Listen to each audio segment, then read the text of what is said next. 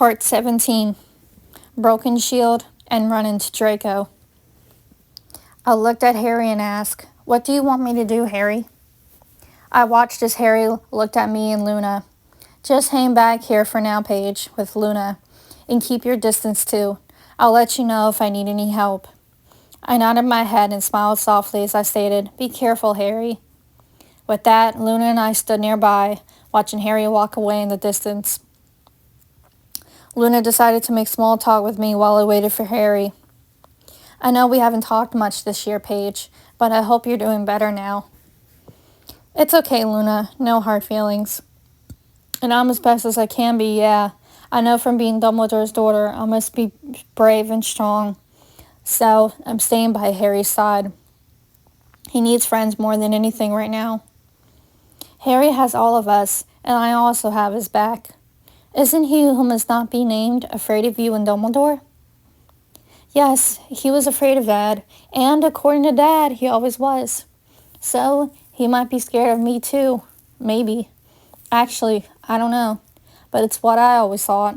If anything, he probably can't hurt me because he knows I could have learned anything from Dad. I thought that staying by Harry might help protect him even more. It's the least I can do, if anything. He doesn't seem to mind anyway." "Maybe, yeah. It seems like he doesn't mind you around. To me, he appears he's going to like you more than anything. He may have disappeared for a long time, Paige, but I can tell the difference when you two look at each other now compared to before. Not to mention when I got captured and he found me, he asked about you if I heard anything from you." "Really?" "Yeah." I blushed as I looked away from Luna, not really knowing what to say.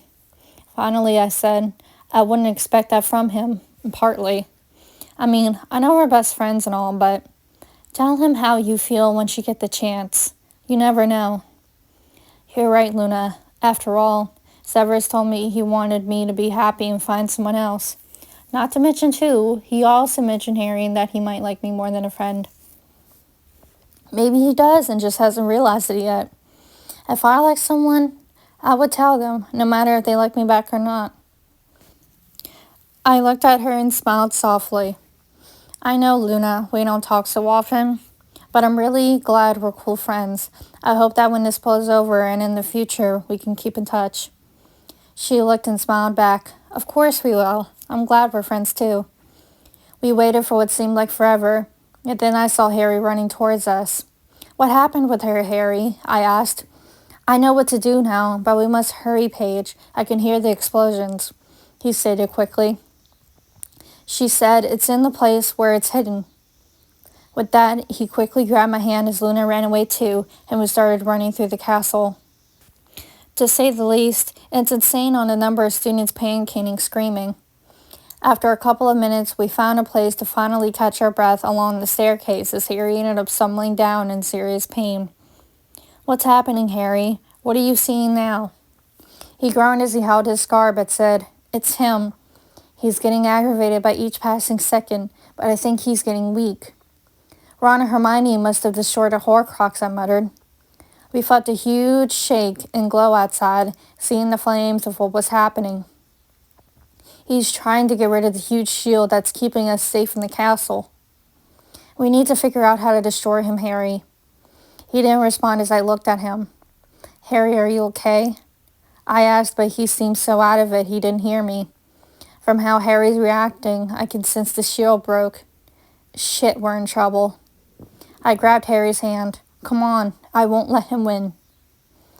We both see spells from one sparking all around us. I got scared as I held my breath, but I knew I needed to keep holding on. We kept going as I saw an archway nearby. I see a Death Eater from the corner of my eye. I yelled in defense, "Harry, watch out!" Harry immediately yells out a spell against the Death Eater. As I sighed with relief, out of nowhere, we see Neville and Ginny up ahead, sprinting towards us. I quickly hugged them as I was glad to see them, knowing they were fine. "Are you guys all right?" Harry asked Ginny and Neville. Neville responds to Harry, "We're never better. I feel like I could spit fire." "Say, you haven't seen Luna, have you?" I didn't say anything as Harry gave him a puzzling look. I don't know where she ran off to, honestly. Neville looks and says, I'm mad for her, guys. I think it's about time I told her how I feel, seeing how there's a good chance we'll be both dead by dawn. We watched as Neville ran off fast, and I noticed how Ginny and Harry looked at each other. A small spark of jealousy flowed through me, but quickly faded. I didn't want to see Ginny get hurt because I care about her as a friend. She looked at me as I gave her a soft smile. Before any of us could say anything, she said to me and Harry, I know, before she too ran off. In a way, I think Ginny knew initially that Harry and I were somewhat of an item or had feelings, but hadn't had a chance to admit it yet. I know Ginny likes him too, but who knows? Maybe we'll both end up with the chosen one in our life. I mean, as girls, we each talked about having a crush on Harry at one point. But for me, that was before I dated Severus, but even now, Severus had a feeling that there was something between me and Harry. Ginny openly knew how I felt about them both despite everything. She still respected and cared for me. Anyway, Harry and I started going again, hearing explosions all around us, and also seeing the castle walls crumble down, too. As we were running, glass shattered onto us from the explosion hitting the window. I was scared that I would get cut, but I kept going with Harry as he never stopped. We went into the room of requirement. I hope Ron and Hermione will be able to find us. As we walked, Harry started to hold his head again and gasp in pain. I glanced at him with concern as he stated, We're getting closer, Paige. I can feel it, and I can hear it as well, the Horcrux. I held on to his arm carefully as we continued to walk, coming to a stop. Within a stack of old decaying books and among other things, we saw a hurt item. When Harry was getting close to grabbing it, we heard, Well, well, what brings you here, Potter? Dumbledore, we heard from a very distinctive voice.